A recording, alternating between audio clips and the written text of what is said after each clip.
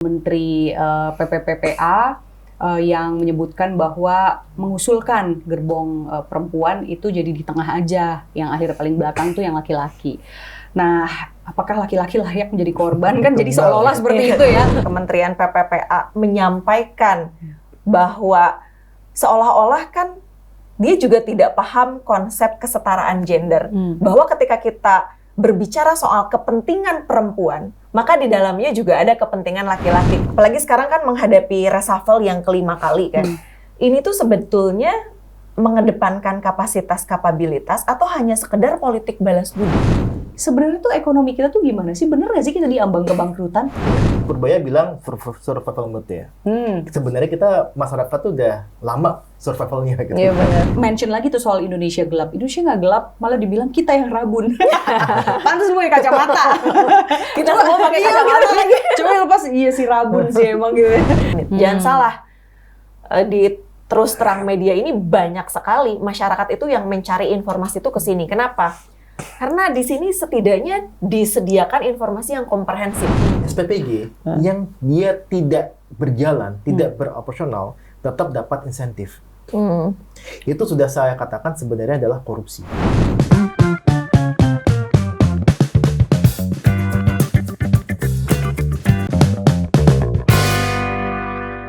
Halo, selamat pagi, siang, sore, malam teman-teman. Balik lagi sama saya Intan Bedisa di Pojok Keramat. Seperti biasa kita membahas isu-isu keramat yang jadi keresahan kita semua. Tapi kali ini kita bukan hanya resah, kita sangat berduka dengan adanya tragedi tabrakan antar kereta di Bekasi Timur. Dan tentunya kita berdoa yang terbaik untuk para korban dan keluarga yang ditinggalkan.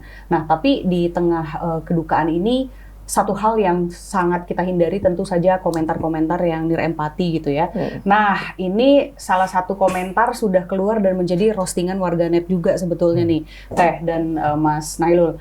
Jadi kita udah tahu ya, ada Menteri PPPPA yang menyebutkan bahwa mengusulkan gerbong perempuan itu jadi di tengah aja, yang akhir paling belakang tuh yang laki-laki.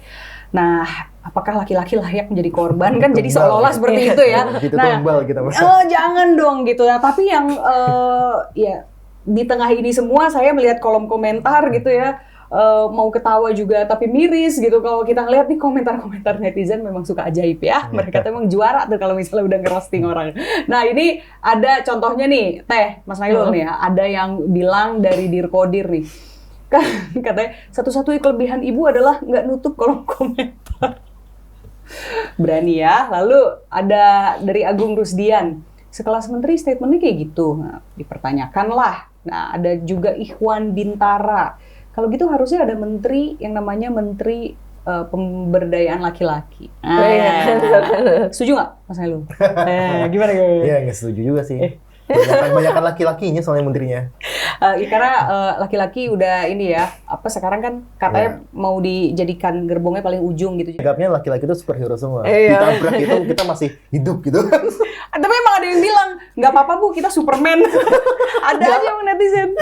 Nah, ini Teh Neneng ngeliatnya tuh apa ya? Maksudnya bentuk pola komunikasi publik semacam apa sih? Kenapa dalam 2 tahun tuh ada aja tuh komentar kayak gitu dan akhirnya jadi bahan roastingan netizen? Ini sebetulnya sungguh ironi ya menurut saya.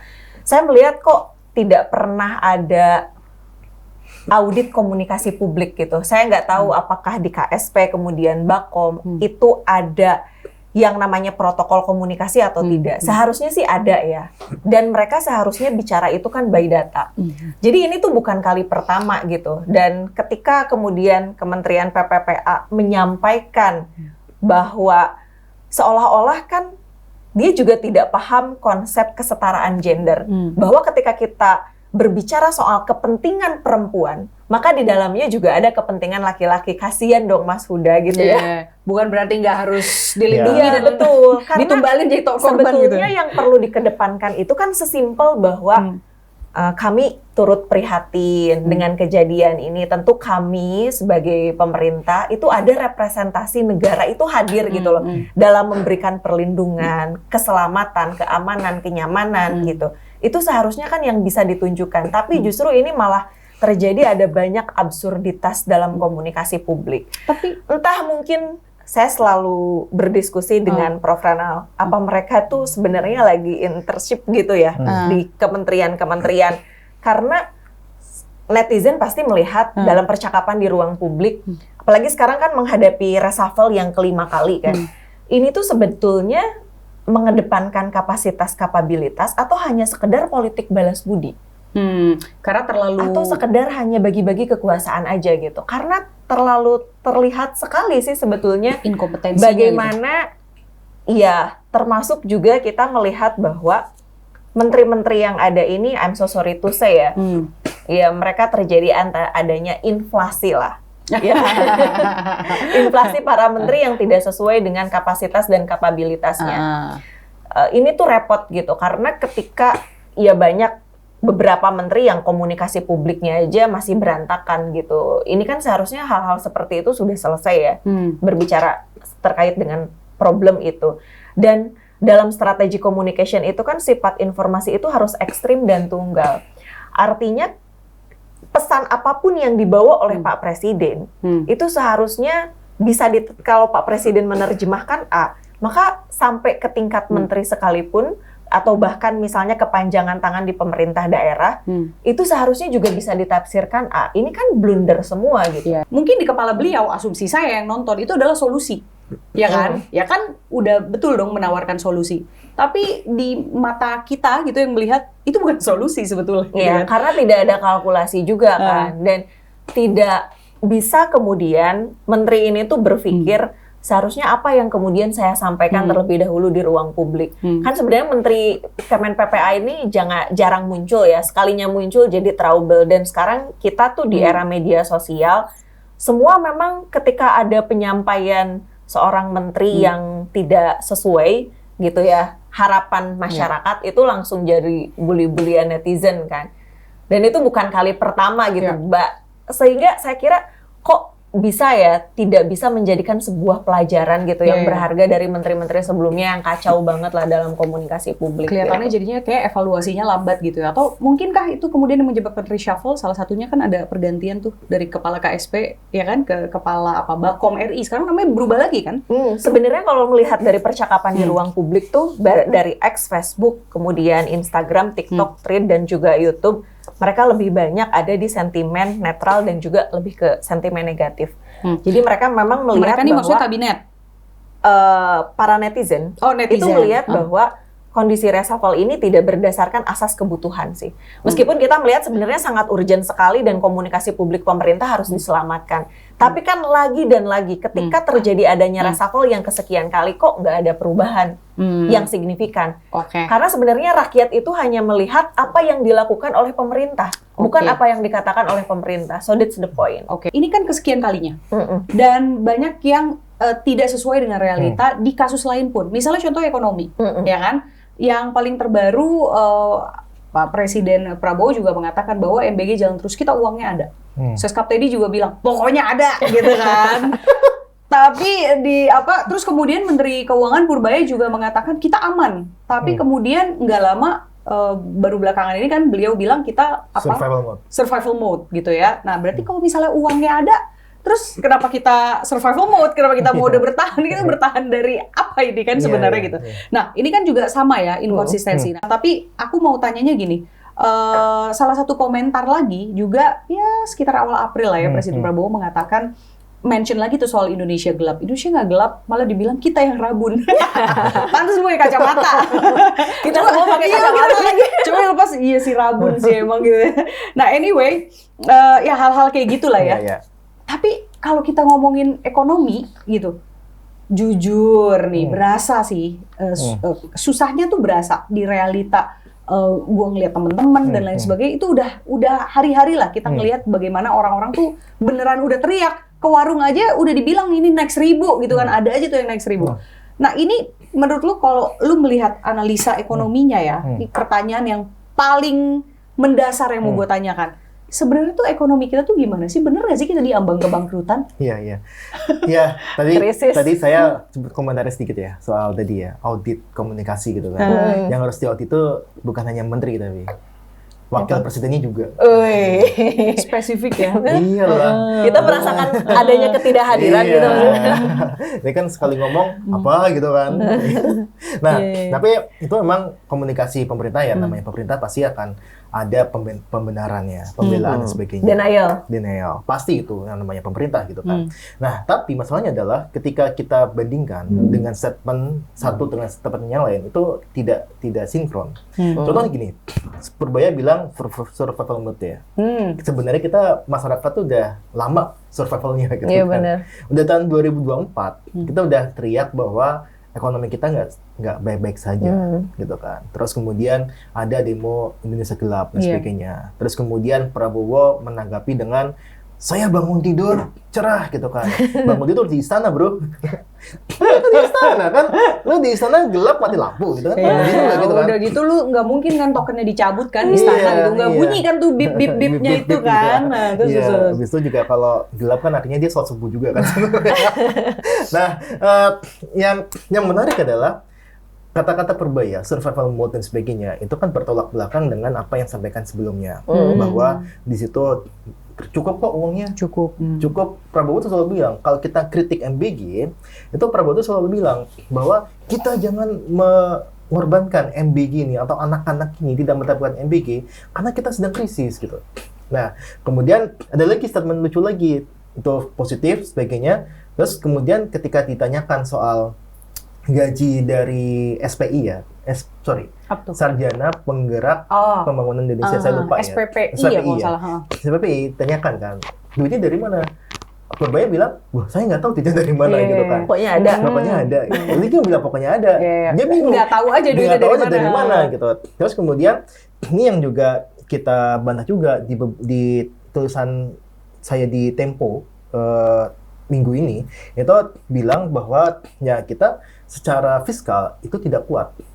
Kalau dikatakan bangkrut, malah saya justru bilang bisa dikatakan potensi terjadinya government shutdown. Apa bedanya bangkrut dengan government shutdown? Government shutdown itu ya kalau bangkrut itu kan dia biasanya default kan, default tidak bisa bayar utang dan sebagainya. Nah, government shutdown itu tidak bisa bayar utang plus tidak ada jalannya pemerintahan. Jadi lebih parah lagi. Karena gini, Mbak. Jadi kalau saya lihat ya di jendela untuk membayar hutang itu jendela untuk menambah hutang itu terjadi di Januari sampai Maret. Di situ mereka mengeluarkan SBN sebagainya kan, itu kan di Januari sampai Maret atau kuartal 1 lah. Nah, di kuartal 1 itu sudah SBN kita undersubscribe, artinya nggak banyak yang membeli di kuartal 1. Indikasinya apa? Indikasinya dari sisi capital outflow. Capital inflow kita sedikit, capital outflow-nya besar. Ada trigger dari MSCI, dari Fitch dan sebagainya. Iya, itu yang rating kemarin itu ya, penilaian rating. Itu artinya orang nggak banyak ngambil SBN karena daya beli mereka juga lemah. Bisa ditranslate seperti itu nggak? Bukan hanya seperti itu, tapi juga ketidakpercayaan terhadap pengelolaan fiskal. Investor itu ketika investor asing ya terutama ya, dia pasti akan melihat dari lembaga rating itu untuk mengukur bagaimana sih pengelolaan fiskal di sebuah negara. Nah, ketika dia lihat nih outlook-nya itu adalah negatif, artinya mereka nggak percaya, wah ini jangan-jangan negara bisa nggak bayar utang nih. Karena takut ya. Karena gini, SBN itu kan bisa digunakan untuk membayar hutangnya juga kan. Jadi kalau kita lihat untuk jatuh tempo di tahun 2026 itu sekitar 800-an triliun. Itu utang jatuh temponya doang, 830 triliun. Belum bunga ya? Bunganya itu 599 triliun. 600 lah ya, katakan 600. Artinya ada 1.400 utang yang harus dibayar. Hampir setengah dari APBN tuh ya? 50% lebih dari APBN ketika kita menghitung penerimaan. Nah, di ASR kita, debt service ratio, itu sudah di angka 40-an%. Artinya hampir setengahnya itu digunakan untuk membayar hutang saja. Itu dari pajak ya. Nah, artinya kemampuan bayar hutang ini rendah. Ditambah lagi, kita harus membiayai MBG yang jumlahnya ratusan triliun. Satu hari 1 triliun ya. Ngeri. 1,2. Oh, Iya, 1,2. jangan korupsi, 200 miliar itu. 200 miliar itu. Mas, Miliar ya. bisa nggak diberi kami pemahaman gitu ya teman-teman yang nonton juga, gimana kemudian ini kan kayak sirkus sebenarnya ya kalau tadi Iya, ini penjelasannya Mas Nailul, antara harus bayar utang yang menggunung gitu ya dengan belanja MBG yang juga menggunung juga gitu. Iya. Nah ini kan seperti juggling begini ya. Nah Iya. ini bagaimana kemudian memberikan dampak ke depan dong berarti, maksudnya untuk belanja sosial. Iya, Ya kan, pasti itu. kita transfer ke daerah kan udah dipangkas dan lain sebagainya. Efisiensi. Efisiensi. Gimana tuh turunannya, tetesannya sampai kemudian this is it guys, kita beres nih gitu. Ya, yang pertama gini, Hah. dari 335 triliun itu 223 T itu diambil dari dana pendidikan, which is untuk guru dan sebagainya. Itu sudah masuk yang jadi korban. Kemudian kalau kita lihat di kementerian lembaga untuk saat ini ada beberapa program yang sudah dihilangkan. Untuk apa? Untuk membiayai MBG. 334 T itu bukan hal yang kecil kan sebenarnya. Nah, ada efisiensi program di situ. Teman-teman di ASN di KL itu sudah teriak semua. Program saya nggak jalan, program saya nggak bisa jalan, nggak ada uang dan sebagainya. Itu karena mereka juga bilang juga kita gabut nih gitu. Kita gabut, nggak kerja, nggak ada program dan sebagainya. Padahal yang dikerjakan itu juga menjadi ya stimulus pembangunan juga gitu kan. Nah, Pak Prabowo itu lupa dengan hal dasar terkait dengan ekonomi. Adalah Scarcity. kelangkaan. Ya kan? Di sebuah sistem ekonomi pasti ada kelangkaan. Dalam hal ini, yang dihadapi oleh pemerintah adalah kelangkaan dana. Ketika ada kelangkaan dana, maka yang terjadi, yang diharuskan lah ya, itu kan membuat prioritas. Sayangnya, Pak Prabowo ini prioritasnya ya bisa kita bilang termakan sama janji kampanye beliau bahwa MBG dan sebagainya. Meskipun itu kita kritik dan sebagainya. Yang terbaru adalah ketika kita lihat hari-hari nih Pak Dadan MBG itu Dadan BGN Dadan BGN Dan MBG. Dadan BGN itu dia bilang SPPG yang dia tidak berjalan, tidak beroperasional tetap dapat insentif. Itu sudah saya katakan sebenarnya adalah korupsi. Karena apa? Karena gini, di dalam sistem penganggaran itu ada yang namanya kegiatan dan juga rencana output, RO. Nah, RO untuk MBG itu adalah memberikan makanan bergizi kepada penerimanya. Sedangkan ini SPBG tutup. Artinya tidak ada aktivitas, tidak ada output yang dikeluarkan. Tapi ada uang negara yang masuk kepada SPPG. Ya, dan itu jumlahnya besar kan, 6 juta Besar, per hari 6 juta, kan? 6 juta per hari dikalikan sekitar 1.700-an Iya, SPPG yang ditutup ditutup dulu. dulu. Nah, itu adalah praktik memperkaya orang lain. Betul. Dan Ngeri ya? negara dirugikan karena tidak ada output yang bisa diklaim sama negara sebagai keluaran mereka. Makanya kalau boleh saya bilang itu sudah masuk dalam ranah korupsi. Nah ini kenapa menurut analisa Mas Nailul ya sebagai ekonom, mengapa sepede itu bisa pemerintah mengatakan kita ada uangnya? Tapi dari penjelasan Mas Nailul tadi, ini nampaknya kita udah mentok sana sini tuh. Bayar utang iya, jumbo, pangkas daerah sudah, efisiensi sudah, berarti apa yang kita punya? Nah, ini saya lanjut sedikit ya sebelum ke sana ya. TKD udah turun 25%. Daerah itu sudah banyak yang teriak. Iya benar. Makanya ada kenaikan PPB dan sebagainya, tarif PPB dan sebagainya. Nah, kemudian ini juga kalau kita lihat dari sisi anggaran ya, untuk defisit itu sudah mencapai 240 T. Which is itu sudah 0,93 dari GDP kita. 0,93. Belum ditambah ada kenaikan harga minyak mentah global. Kita hitung, kalau minyak mentah global ini, kita belum ngomongin ini ya, minyak mentah global itu dia meningkat dan ditambah subsidi BBM-nya, maka yang terjadi adalah defisit kita berada di angka 3,4%. Which is itu melanggar Undang-Undang Keuangan Negara. Nah, dari defisit yang melebar dan sebagainya, kita tahu bahwa ya Kalau you mau bayar utang, harus menerbitkan utang baru yang mana nggak laku, ya kan. Kemudian ada penerimaan negara yang dikatakan itu 20% dan sebagainya 30%, tapi itu baru gross.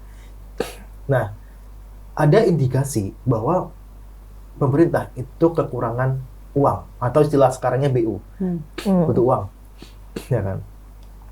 Indikasi pertama adalah di Januari, Februari gitu kan, Pak Purbaya itu sudah mengambil untuk ijon sisa surplus di Bank Indonesia.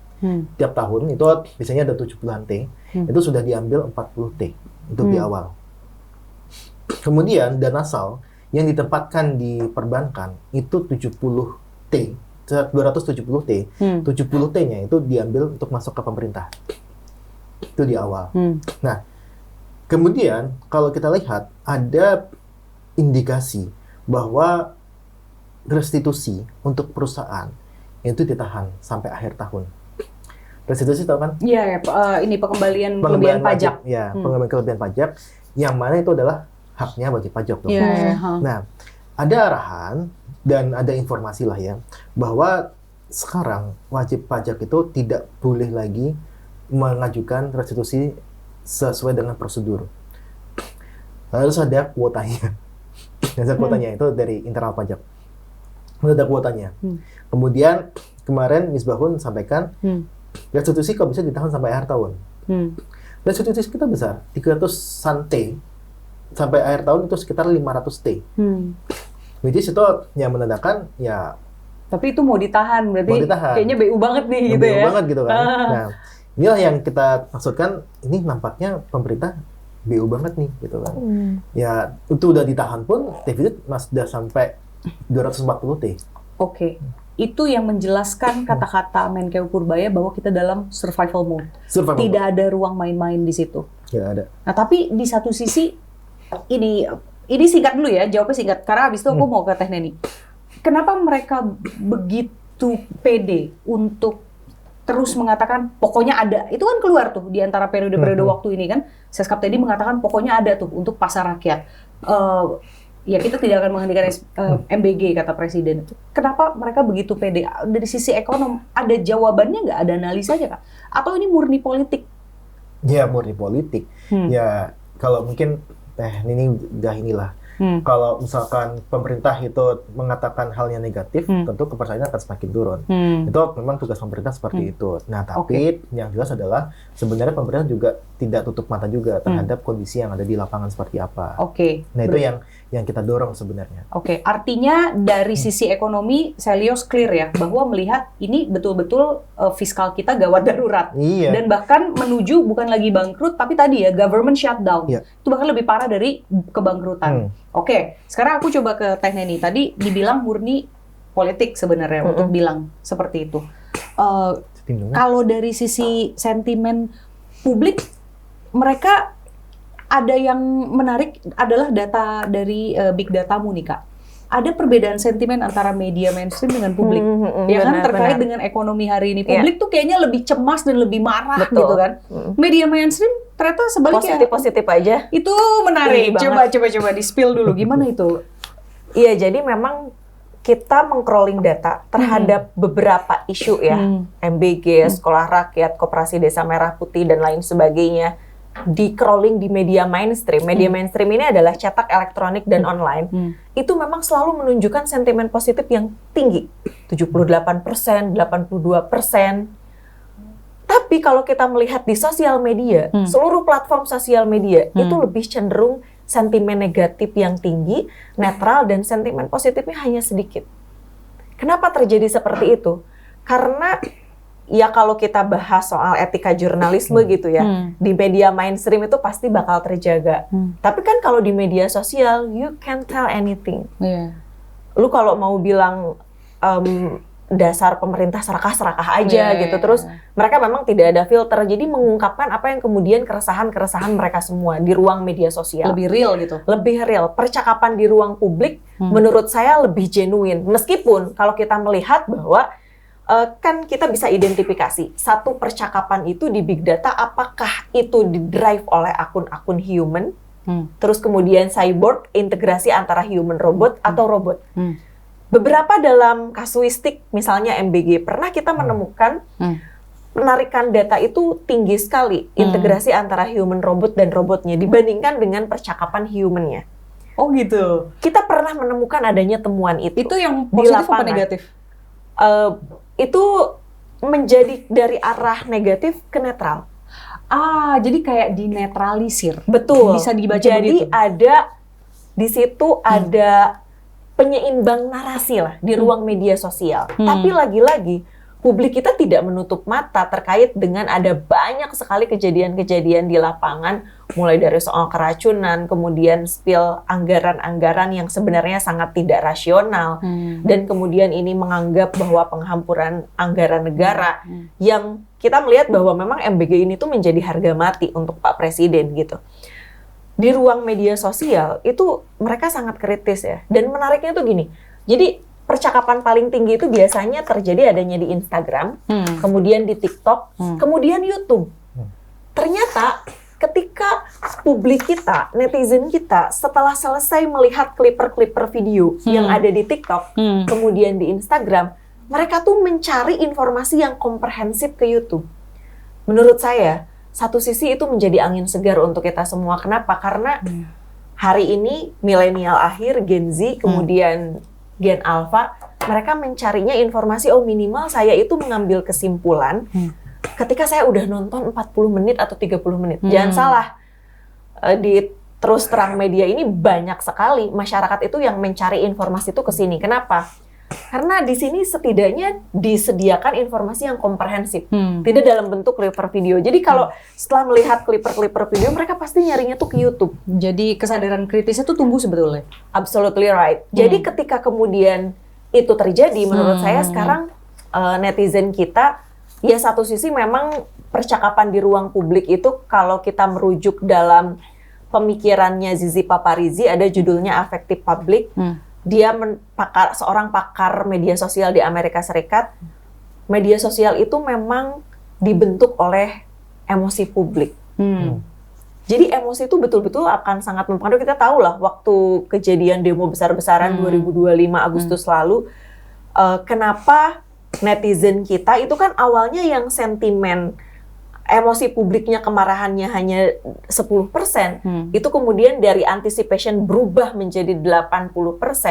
Itu memang terjadi memang secepat itu. Makanya di media sosial ini orang, satu institusi, satu pejabat publik itu bisa cepat naik popularitas elektabilitasnya, tapi jangan salah, hanya dalam hitungan detik dan menit itu juga bisa hancur reputasi dan citranya. Nah ini menurut saya menarik ya, karena netizen kita itu hari ini sudah mulai kritis, dan ini menurut saya harus banyak diantisipasi oleh pemerintah hari ini. Yang ketika pemerintah hari ini selalu blunder dalam komunikasi publik, terjadi adanya kegagalan komunikasi publik. Ini di ruang media sosial nih kita terbangun dari yang tadinya mungkin kita online diskusi publik, diskusi publiknya tuh maaf dari offline, kemudian mereka semua berpindah di diskursus publik lewat online. Dan itu semua kadang-kadang banyak banget yang solid. Kita saling menguatkan pada akhirnya antara satu dengan yang lainnya gitu. Apa yang bisa dirimu baca gitu ya dari keblunderan yang terus-menerus gitu, seolah ada cognitive dissonance kan di situ. Beda tuh antara realitas dengan apa yang di kepala para pejabat ini gitu. Kenapa itu bacaanmu bisa terjadi? Tadi Mas Huda sudah menyampaikan, terjadi ada banyak sekali inkonsistensi dalam penyampaian pesan di ruang publik. Ya, that's the point. Jadi ketika terjadi adanya inkonsistensi penyampaian pesan di ruang publik, kan dalam ilmu strategi communication, sifat informasi itu harus ekstrim dan tunggal. Jadi satu kebijakan itu tidak bisa ditafsirkan dari A sampai M, apalagi sampai Z, itu sangat jauh sekali. Tapi memang frekuensinya ini dalam penyampaian di ruang publik tidak sama. Kenapa? Karena semuanya based on interest politik. Jadi ketika di situ ada kepentingan-kepentingan politik, ya kan, yang mengedepankan mereka kepentingan pribadinya, kepentingan kelompoknya, secara otomatis komunikasi di ruang publik pun terpressure oleh kepentingan-kepentingan itu. Dan ini menurut saya sangat bahaya sekali ya, karena bisa merusak demokrasi satu sisi, tapi sisi lain, kita nih sebagai masyarakat sipil juga terjadi adanya ancaman kan, freedom of speech, freedom of expression hari ini, dan itu eskalasinya semakin meningkat tajam. Sekarang apa-apa dikriminalisasi. Orang tuh sekarang ketakutan untuk membuat sebuah keputusan di BUMN misalnya. Kenapa? Karena dalam bisnis judgment rule itu banyak sekali kriminalisasi. Bagaimana bisa misalnya kita rasionalisasi, satu sisi dia menguntungkan kepada negara, tapi satu sisi lain dia dianggap merugikan negara. Ini kan ada data yang sebetulnya tidak rasional. Nah, kita tuh berharap sebetulnya pejabat publik itu ketika menyampaikan pesan di ruang publik itu based on the data dan logic. Kan kalau kata Aristoteles, sesimpel ethos, pathos, logos. Tapi itu semua tidak terwujud. Ya karena memang terjadi ada banyak problem ya menurut saya. Problem komunikasi yang itu ditengarai oleh kepentingan politik. Tadi sekarang sebenarnya kalau bicara soal MBG, ya ini hanya untuk tidak lain untuk perpanjangan kepentingan untuk pemilu 2029 nanti. Nah, maksudnya gini, kalau big datamu saja sudah cukup terang benderang ya, aku yakin pasti istana, pemerintah pasti punya big data serupa. Saya pasti yakin punya data media dong. monitoring mereka. Pasti punya gitu, sentiment analysis dan sebagainya. Dan ini pasti keresahan ini pasti tergambar dan tercapture sama mereka. I'm sure of that. Tapi kenapa bisa jadi memang itu tidak disampaikan misalnya kepada presiden. Jadi ada hambatan di situ komunikasinya. Berarti artinya ada pengabaian, betul. Atau gimana nih? Sebenarnya ada gap yang sangat jauh dan timpang hari ini komunikasi publik kita antara rakyat dengan wakil rakyat. Sebenarnya simpel kan? Rakyat pengennya apa sih? Kita sebenarnya ingin didengar, sesimpel itu. Tapi elit politik kita, pejabat publik kita, mereka mengalami bebal politik. Jangankan mendengarkan suara rakyat, saking bebalnya suara Tuhan pun tidak didengar, ya kan? Karena kondisi ini menurut saya menjadi eskalasi gunung es, yang mau nggak mau, ini reshuffle berkali-kali tidak pernah ada solusi. Saya nggak tahu ya, apakah kemudian dengan reshuffle yang kelima ini mengganti Bako, mengganti KSP, itu akan menyelesaikan akar permasalahan atau tidak? Karena kalau seperti ini terus-menerus terjadi, orang juga, ya we are currently facing high uncertainty. Tadi Mas Huda bilang orang jadi pada takut tuh untuk investasi dan lain sebagainya. Karena ini pasti akan berimplikasi serius juga pada komunikasi kebijakan. Komunikasi kebijakan publik ini yang kemudian juga, I'm so sorry to say, itu pada akhirnya provinsi, kabupaten, kota pun ikut kayak begitu. Misalnya Gubernur Kaltim lah ngomong seenaknya, tidak berdasarkan empati gitu.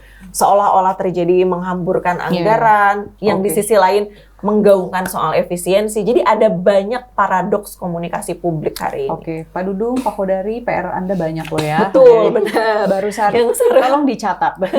Nah, tapi ngomongin reshuffle, thank you for mentioning that. Aku jadi ingat nih, sebenarnya kan juga yang menarik, juga ada reshuffle di Kementerian Keuangan ya.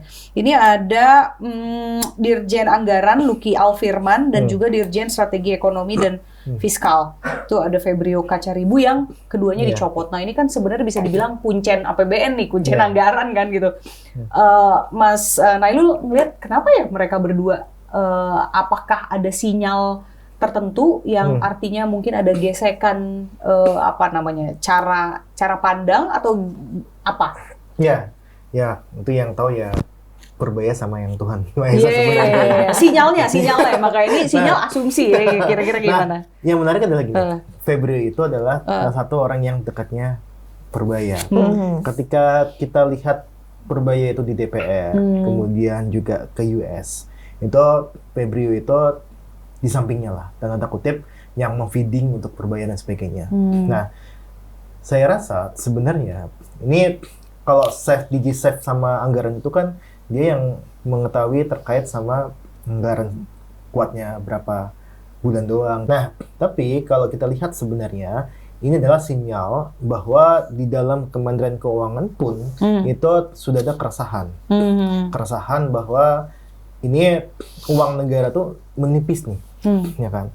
Persis seperti yang saya sampaikan tadi, bahwa di situ Menkyu ini udah narik ijon untuk yang sisa surplus di BI, kemudian menghambat untuk yang direstitusi dan sebagainya. Nah, jangan lupa di tahun kemarin kalau kita lihat di satu laporan lah ya, kita kan defisitnya kan 2,92, 2,93 itu GDP defisitnya.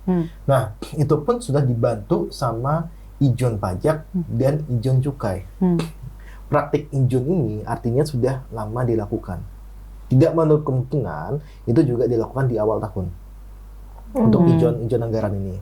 Nah, inilah makanya yang kalau boleh saya bilang sinyal itu ada dalam pemecatan Febrio sama Lucky. Di situ karena Febrio bagaimanapun juga itu yang mengetahui terkait sama fiskal kita seperti apa. Lucky yang terkait sama arus kasnya juga pasti akan tahu seperti apa. Nah, ketika ada kekudahan, keresahan di dalam internal, itu memang bisa kita bilang ya sinyal-sinyal nggak ada uang pun ada. Nah, tapi saya ingin sedikit menyinggung soal tadi apa yang sampaikan pemerintah ya, itu di masyarakat seperti apa, kemudian keresahan di masyarakat seperti apa yang tadi dikatakan berbeda. Nah, ada istilahnya adalah Chilean paradox. Chilean paradox itu apa yang disampaikan oleh pemerintah terkait dengan pertumbuhan ekonomi dan sebagainya di pemerintahan Chili yang lalu itu baik-baik aja semuanya. Pertumbuhan 5%, 7% dan sebagainya. Nah, tapi ada sebuah kebijakan untuk menaikkan tarif metro pada saat itu. Publik transportasi Publik ya, transportasi metro. lah ya, publik transportasi itu dia menaikkan tarif tersebut dan terjadi gejolak di kelas menengah. Artinya di sini kita bisa jadi mengalami hal yang serupa. Beberapa waktu yang lalu Sesmenko Pak Susi itu bicara di sebuah forum terkait sama Chilean paradox. Dia denial juga terkait Chilean paradox. Dia bilang kita nggak bakal Chilean paradox karena apa yang kita sampaikan itu kredibel dan sebagainya. Nah, tapi yang terjadi di masyarakat itu sebaliknya. Ini berpindah ya dari sisi fiskal, saya coba narik ke sisi sektorial. Nah, sektorial kita, kalau kita lihat dari indeks keyakinan konsumen, di bulan Maret itu turun. Di bulan Februari itu 125 basis poin, di bulan Maret itu 122 basis poin. Padahal di situ ada Lebaran. Which is harusnya naik dong. Ini dia turun. Yang kedua adalah ketika dari sisi daya belinya turun, sektor industri itu pasti akan meresponnya dengan negatif. Kemarin, surveinya Apindo itu menyebutkan 50% dari pengusaha kita itu tidak akan melakukan ekspansi. Data PMI manufaktur kita turun juga dari 53 basis poin, sekarang jadi 50,1 basis poin. Di April, saya rasa itu akan turun di bawah 50 basis poin. Artinya tidak akan ada ekspansi lagi di perusahaan Indonesia. Di mana itu akan berimplikasi terhadap penyerapan tenaga kerja. Nggak ada penyerapan tenaga kerja, daya beli rendah. Daya beli rendah itu akan berimplikasi kepada penerimaan negara yang juga seret. Nah, yang jadi masalah di sini adalah ketika kita bicara fiskal, pemerintah tidak memperhitungkan hal-hal tersebut. Bahwa daya beli turun dan sebagainya. Kita melihat, sebenarnya kan gampang ya rumusnya ya, kalau kita ngitung pertumbuhan pajak itu adalah pertumbuhan ekonomi plus inflasi. Itu adalah tax buoyancy atau kita sebut biasanya natural growth of tax. Jadi pertumbuhan natural dari pajak. Itu biasanya kalau kita lihat pertumbuhan ekonomi kita kan 5%-an lah, 5%-an, inflasi kita di 2,5, 5,4 lah, 5,4 tambah 2,5 kan artinya cuma tumbuh 7,9%. Tapi di tahun ini pertumbuhan pajak itu dikerek sampai 20%. Artinya? Itu artinya penganggaran itu pasti akan berpengaruh juga. Kalau misalkan kita cuma tumbuh 7,9%, belanja kita itu sudah tumbuh di kuartal 1 aja udah tumbuh sekitar 30% belanja loh. Belanja itu udah tumbuh 30%. Artinya belanjanya tumbuhnya eksponensial, untuk penerimaan pajak kita tumbuhnya landai. Devisa membengkak. Devisa membengkak, otomatis ruang fiskal kita makin seret. Yang dikorbankan itu adalah teman-teman di daerah. Jadi saya sampaikan sebenarnya di daerah itu sudah banyak yang mengeluh. Terutama kalau kita lihat untuk kebijakan terkait PMK dana desa. PMK dana desa itu sekitar 60 T untuk anggaran dana desa tahun ini. 58% persis seperti pemilihnya Prabowo Gibran ya, itu akan digunakan untuk pembiayaan cicilan hutang Koperasi Desa Merah Putih. Di mana desa-desa yang harusnya dia mendapatkan sekitar 800 juta sampai 1 miliar, itu sekarang dia hanya mendapatkan sekitar 300-an juta doang. Oke, boleh nggak kita entangle satu-satu ya? Tadi aku sudah mendapatkan yang soal sektor industri dulu nih.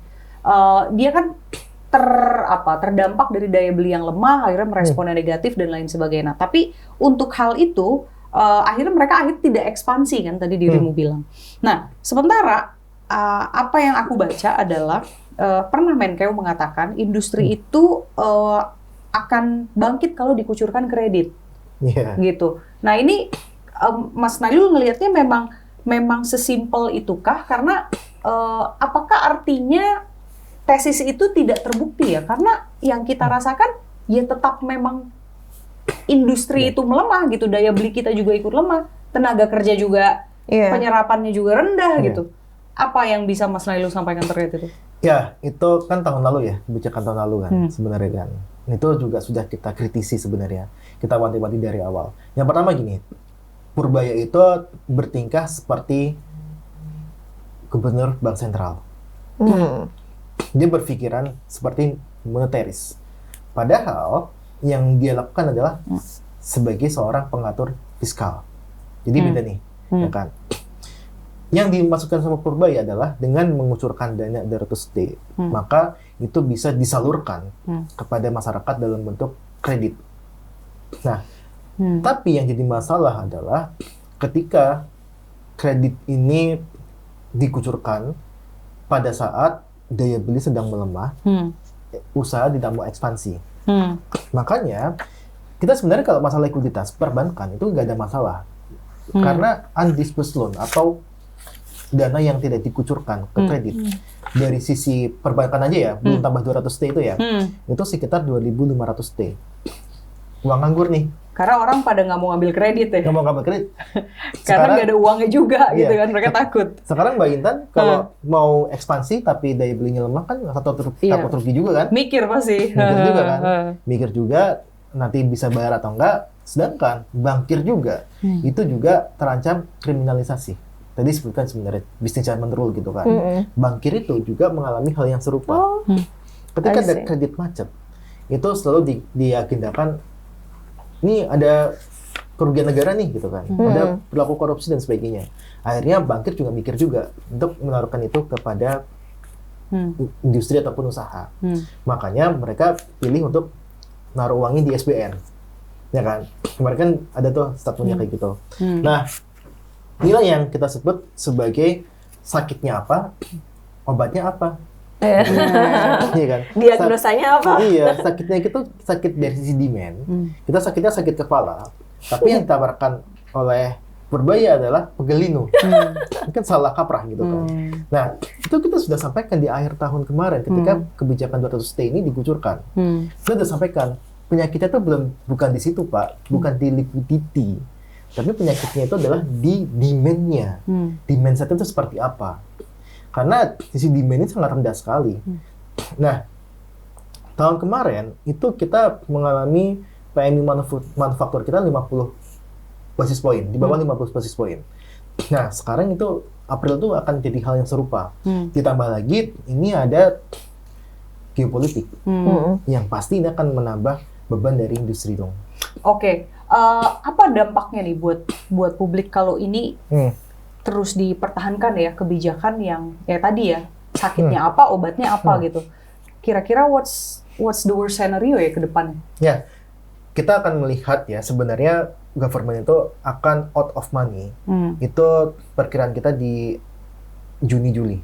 Out of money? Out of money. Nggak ada uang? Nggak ada uang. Oh my God. Bisa gitu ya negara nggak ada uang?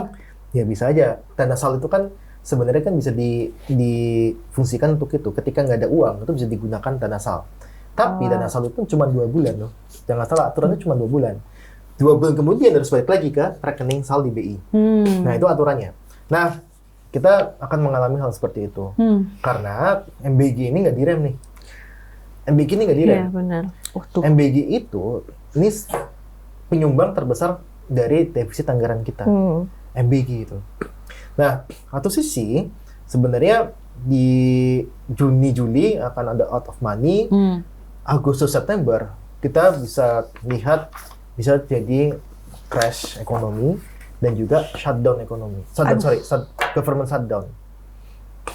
Itu yang kita lihat ya ketika permasalahan ini tidak diselesaikan. Oke, kalau ngomongin soal industri dengan adanya tadi ya out of money, government shutdown, itu hal pertama yang akan terjadi dengan industri lalu kemudian menetes ke mungkin layoff dan lain segalanya, itu gimana tuh kira-kira? Stimulus dari pemerintah kan nggak ada ke industri. Yang kita khawatirkan itu kan ada terjadi efisiensi kan. Efisiensi, ketika terjadi efisiensi, yang pertama terserang adalah industri yang terkait dengan perhotelan. Perhotelan itu pasti terserang. PHRI itu sudah menyampaikan terdampak ya. Itu apa dia Persatuan Hotel ya. Okay. Ya, dia sampaikan bahwa dari 7 hari kerja mereka ya, itu yang murni dari wisatawan itu 2-3 hari doang, cuma sampai Minggu. Sebelumnya mereka menggantungkan kepada program pemerintah. Uang di daerah sudah nggak ada, uang pemerintah pusat nggak ada, pasti mereka akan terdampak pertama. Dan terdampak pertama pun itu akan merebet kepada sektor-sektor lainnya. Misalkan contoh paling sederhana aja, itu ketika hotel dia seret gitu kan, untuk industri pembuatan alas kaki, untuk di hotel kan ada tuh, ya kan. Terus F&B, itu pasti akan terdampak semuanya. Makanya ini yang saya bilang, ketika out of money itu dampaknya akan sangat-sangat besar. Dan jangan lupa bahwa itu ada pelayanan bagi publik. Kan pelayanan publik ini kan juga bisa terdampak juga, gitu kan.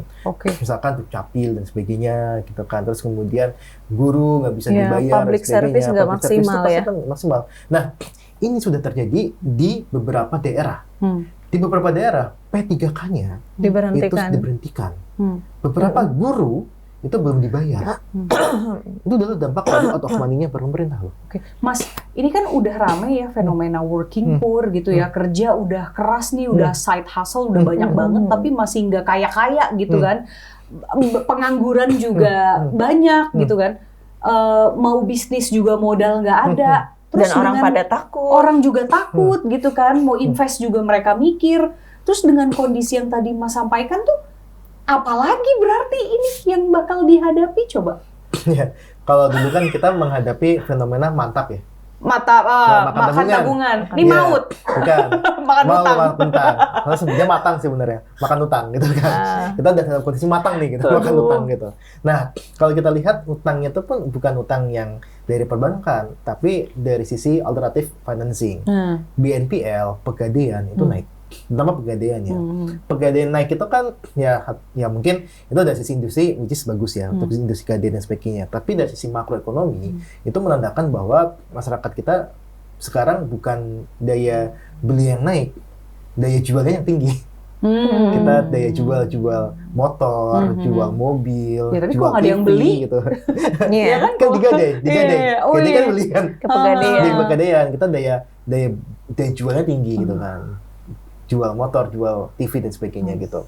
Nah, ini yang kita khawatirkan bahwa di situ masyarakat sudah mengalami hopeless terhadap kondisi ekonomi kita. Survei Bank Indonesia untuk indeks ekonomi ke depan itu turun.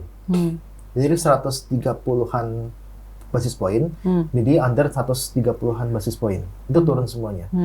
Di Februari untuk share pendapatan masyarakat yang dikonsumsikan itu turun. Artinya masyarakat enggan untuk konsumsi. Dan ini bisa membahayakan ekonomi secara umum.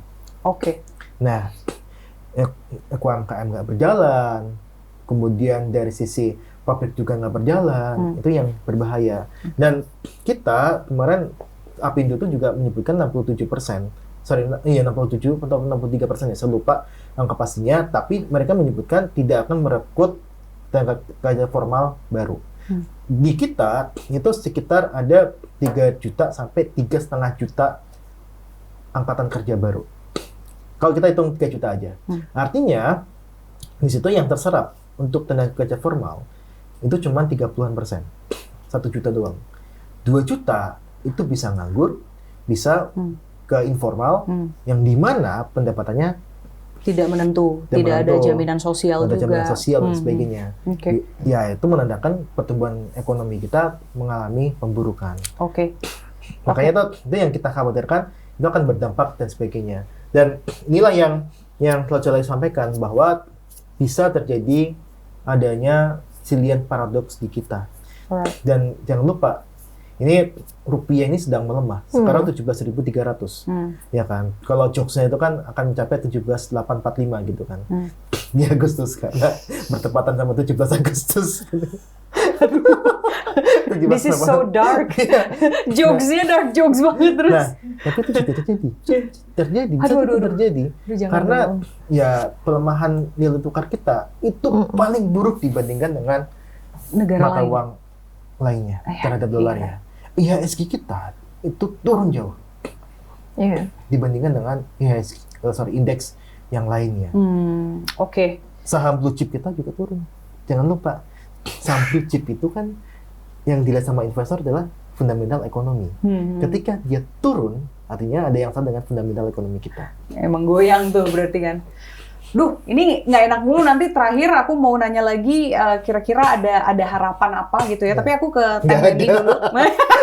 Udah di spill dulu. Ini kayak hopeless banget aku ngedengerinnya. Apakah ini kesimpulannya? Mudah-mudahan jangan. Tunggu. Teh nih hopeless banget baru mau nanya. Asli. Teh, ini kan udah dibilangin nih semua nih. Kayaknya emang bener-bener bikin orang hopeless, bikin orang cemas. Coba Teh Neni, bilangin dulu deh ini komunikasi publiknya nih gimana deh seharusnya biar gini, bukan hanya menenangkan tapi sebenarnya juga nggak betul. bener gitu ya gitu. Kita juga nggak mau, kita uang ada tapi yang kita rasakan juga beda kan, kita juga protes ya digituin gitu. Tapi memang benar menenangkan dan memberi solusi gitu. Nah itu Teh, secara komunikasi politik gimana?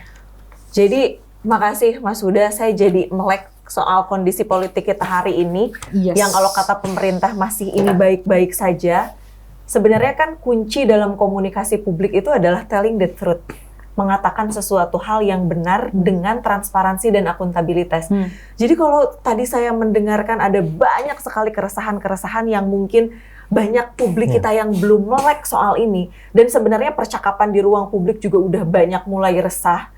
Karena kita BBM nggak naik, tapi ternyata BBM yang non subsidi itu naik, plastik naik 2 kali lipat. Itu banyak sekali keresahan-keresahan yang sebenarnya tidak kita sadari itu juga sedang membunuh rakyat secara perlahan, gitu. Jadi kalau ini terus dibiarkan, menurut saya kondisi ini akan semakin chaos nggak sih? Dan kita melihat bahwa semakin buruk komunikasi publik kita hari ini itu semakin memperlihatkan bahwa pemerintah ini terlalu banyak denial dan pemerintah tuh terlalu banyak memberikan harapan palsu kepada rakyat. Tapi kalau saya sih melihat ini belum ada kata terlambat ya untuk mau berbenah dan memperbaiki diri, melakukan evaluasi secara komprehensif. Ini juga kalau mau nih ya, karena leadership itu is the key hari ini gitu.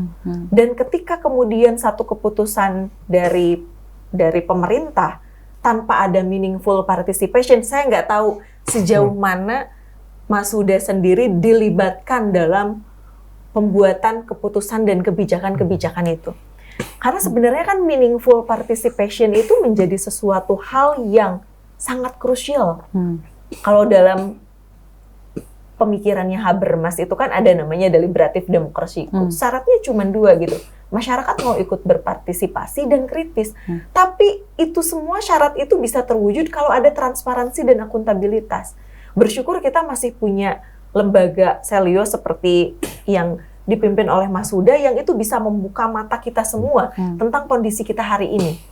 Dan sebenarnya kita juga mungkin, pemerintah juga kehilangan yang namanya kajian akademik gitu loh Mas Huda. Kita tuh kadang-kadang dihadapkan dengan sesuatu kebijakan yang instan. Ini tiba-tiba kok muncul kebijakan seperti ini tanpa ada dikomunikasikan. Apalagi kita sebagai rakyat tidak tahu menahu beberapa rancangan undang-undang tiba-tiba disahkan tanpa ada meaningful participation. Jadi ini tuh benar-benar dalam kondisi darurat demokrasi. Dan bisa Mbak Intan. disimpulkan bahwa apa yang terjadi dalam sentimen tadi ya, media maupun media sosial, sebenarnya yang paling jelas ini adalah red flag dari masyarakat bahwa mereka betul-betul cemas, realnya. Iya, karena hari ini kalau kita lihat sudah tidak ada lagi optimisme. Indonesia mau dibawa kemana sekarang? Karena terbukti bahwa 80% baik itu dalam X, Facebook, Instagram, TikTok, YouTube, dan Thread itu paling tinggi adalah anticipation. Jadi mereka tuh wait and see. Kita mau dibawa kemana, mau seperti apa. Jadi jangan sampai tadi anticipation tadi kalau tidak dimitigasi secara serius oleh pemerintah, oleh DPR. Saya nggak tahu sekarang apakah kita sebenarnya punya perwakilan rakyat atau enggak. Karena to be honest, dengan adanya bubble government hari ini membuat kita semua nih sebagai masyarakat sipil merasa bahwa ada perwakilan rakyat, tapi kok tidak terakomodir nih suara-suara kita. Jadi peran DPR kemana hari ini? Itu juga penting menurut saya. Dalam sebuah negara demokrasi, tentu peran DPR, peran legislatif ini seharusnya bisa memberikan kontribusi konkret untuk memberikan masukan-masukan dan juga narasi-narasi yang bisa sesuai antara perkataan dengan perbuatan. Karena yang dilihat oleh masyarakat itu kan apa yang dikerjakan oleh pemerintah, bukan apa yang dikatakan oleh pemerintah. Ketika ini terus-menerus terjadi adanya berseberangan, tadi kalau Mbak Intan mencontohkan dari Leon Festinger itu ada disonansi kognitif gitu. Ini akan sangat berbahaya sekali ke depan dan saya tentu tidak berharap gitu ya 17 Agustus 2026 ini menjadi hadiah yang sangat menyakitkan untuk rakyat. Kita tentu tidak berharap seperti ini dan tidak ada kata terlambat sih kalau memang mau berbenah, memperbaiki diri dan juga memang mau terbuka kepada rakyat.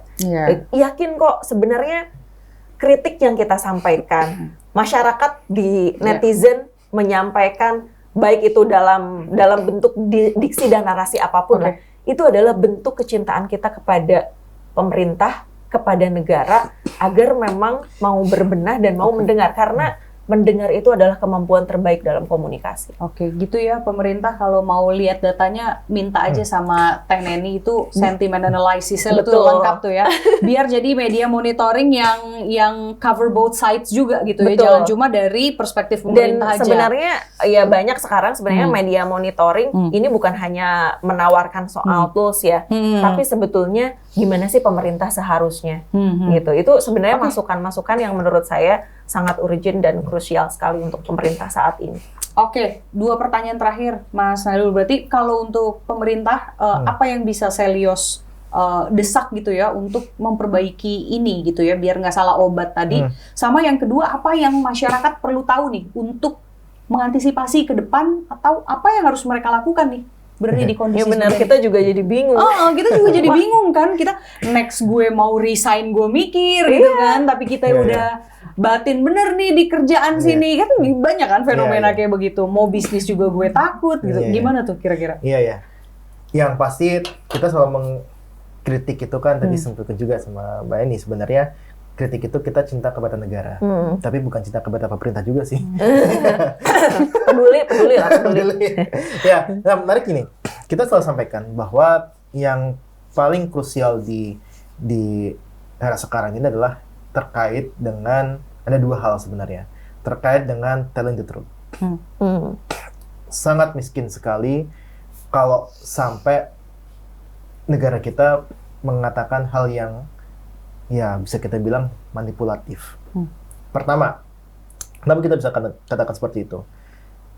Kalau kita lihat pertumbuhan ekonomi, setelah sampaikan 5,12% di triwulan 2 tahun 2025 kemarin, Selyos sudah mengatakan itu manipulasi.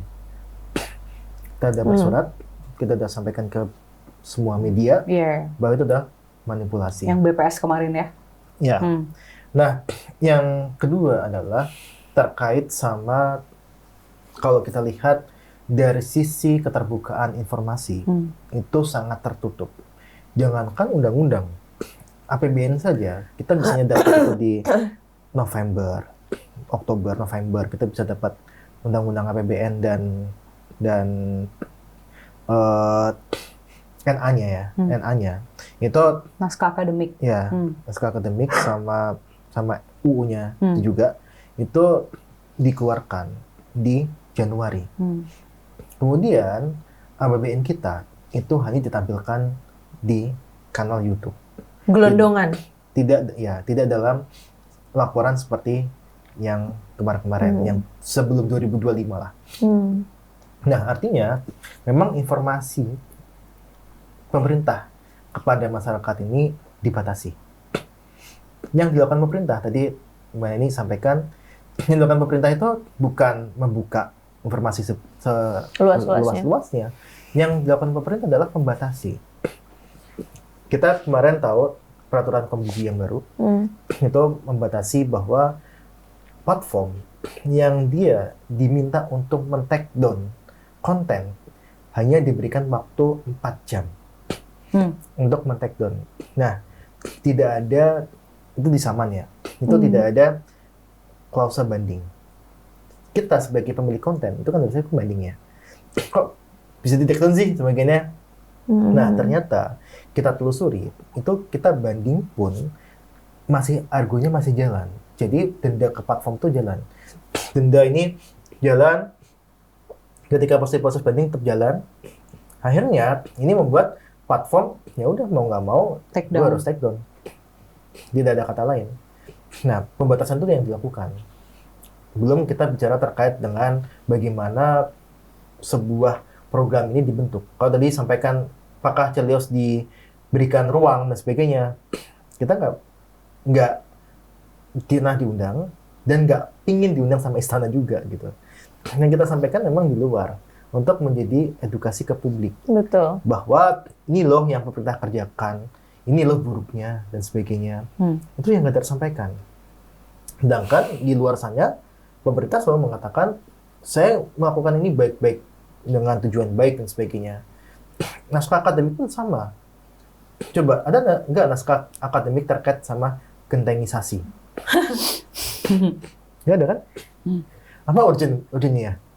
Nggak ada. Korporasi Desa Merah Putih sampai sekarang tidak ada naskah akademiknya. Berapa yang sudah dikucurkan? Triliunan dari perbankan. Pun dengan MBG. MBG sama. Kayaknya gue banyak ngelus dada ya. Nah, makanya inilah yang memang terjadi di pemerintahan kita. Nah, balik tadi ke pertanyaannya, berarti obat apa yang tepat untuk mengobati ekonomi kita yang tadi nih kita panjang lebar? Pertama, tadi benar dengar itu dan melihat realita di lapangan. Sekali-kali lah pemerintah itu melihat di lapangan seperti apa. Kita tahu susah semua, gitu kan. Kita harga minyak goreng sekarang ya itu naik, ya kan. Kemudian beberapa harga lainnya juga tetap tinggi. Nah, inilah yang dirasakan sama masyarakat kelas menengah ke bawah. Dan saya mungkin akan mengutip dari Piketty ya. Ini juga terjadi ketimpangan yang bisa kita bilang ketimpangan dan kemiskinan. Memang diturunkan kepada dari kakek kepada anaknya, kepada cucunya. Jadi bukan angkanya yang turun, tapi jadi warisan gitu ya. Warisan antar generasi. Nah, karena kalau kita lihat sebenarnya kebijakan yang diambil sama pemerintah ini hanya menguntungkan segelintir elit. Nah, kalau kita lihat rumus dari Piketty itu gampang sebenarnya. Dari R lebih besar dibandingkan dengan growth. R itu adalah pengembalian bagi segelintir orang. Kita lihat di deposito SBN itu sudah lebih dari 6%. Yang mampu beli SBN banyak siapa? Iya, orang-orang berduit. Nah, sedangkan growth kita itu 5%. Growth pun itu bisa kita bilang yang menikmati juga sebagian itu ke pemodal, sebagian kecil ke pekerja. Artinya pekerja itu dapat porsinya yang lebih sedikit lagi dari 5%. Nah, inilah yang jadi ketimpangan yang menurun. Turun dari kelas atas ke kelas bawah. Nah, ini juga terjadi ke kelas menengah. Kelas menengah kita jumlahnya semakin turun, sebagainya. Nah, apa sih yang harus dilakukan oleh masyarakat ya? Nah, pemerintah duluan nih. Pemerintah harus mendengar. Kemudian juga harus mengevaluasi MBG secara keseluruhan. Kita minta sebenarnya itu MBG ini bukan Dihentikan. hanya dikurangin 2 hari ya, kan sekarang kan rencananya mau 4 hari doang gitu kan. Ini bisa nggak ada gitu kan. Nah, kita memang mengusulkan menghentikan sementara untuk MBG sambil evaluasi. Itu yang paling urgent.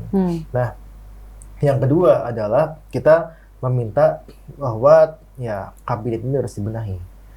Kabinet ini kan kalau kita lihat kita efisiensi, tapi yang dilakukan oleh Prabowo itulah Penghamburan. menteri, jumlah menteri, staf sus ada lagi, Sanasbi Kabinet masuk ke pemerintahan lagi dengan jabatan yang baru, which is itu akan menambah staf baru juga, Iya, benar. sebagainya. Itu adalah bukan efisiensi ya, tapi adalah tindakan inefisiensi sendiri. Nah, makanya ini kita meminta untuk jumlah dari kementerian, dan sebagainya itu dirasionalkan. Itu yang kedua. Nah, bagi masyarakat sebenarnya masyarakat harusnya juga bisa melihat dan belajar lah dari Teh Nani dan sebagainya. Dan di channel ini pun itu harus melihat bahwa ya pemerintah kita dalam kondisi yang buruk gitu. Terseok-seok. Ekonomi kita bukan, kalau pemerintah mengatakan itu 2 hari yang lalu udah masuk ke survival mode, masyarakat kita udah 2 tahun nih survival mode terus gitu kan. Nah, inilah yang kita harus lihat bahwa kalau memang ada keresahan, maka kita wajib untuk berteriak. Bisa di media sosial, sebagainya, atau juga mendukung gerakan-gerakan yang ada di lapangan. Benar, setuju. Tetap kritis. Dan secara ekonomi jangan doom spending dulu kali ya. Kalau For a while. Kalau spending sebenarnya ada 2 sisi ya. Kalau spending sendiri kan biasanya kan ada teori kan. Kalau kita menahan belanja dengan masuk ke tabungan, itu kan ada crowding out effect namanya. Nah, makanya selalu kita sampaikan adalah konsumsi dengan bijak. Konsumsi dengan bijak itu adalah closing statement yang sangat bijak untuk hari ini. Yang nggak bijak adalah konsumsi pemerintah. Nah, setelah kita 1 jam lah ya kurang lebih ngomongin ekonomi kita yang saat ini begitulah adanya. Nah, rasanya nggak fair juga kalau kemudian saya meminta teman-teman untuk keep optimis gitu ya. Tapi tontonan seperti ini, percakapan kali seperti ini nih sebenarnya memang semata-mata kita ingin menumbuhkan kesadaran kritis teman-teman juga, seperti yang tadi Mas Nailul dan juga Teh Neni bilang ya, bahwa ya kita harus terus berteriak, dan salah satunya adalah ya dengan kita mengembangkan hal-hal ini di ruang-ruang seperti podcast ini. Itu adalah Pojok Keramat kali ini. Mudah-mudahan kita akan kembali lagi dengan episode dan vibe yang lebih optimis. Intan Bedisa signing out. Thank you ya.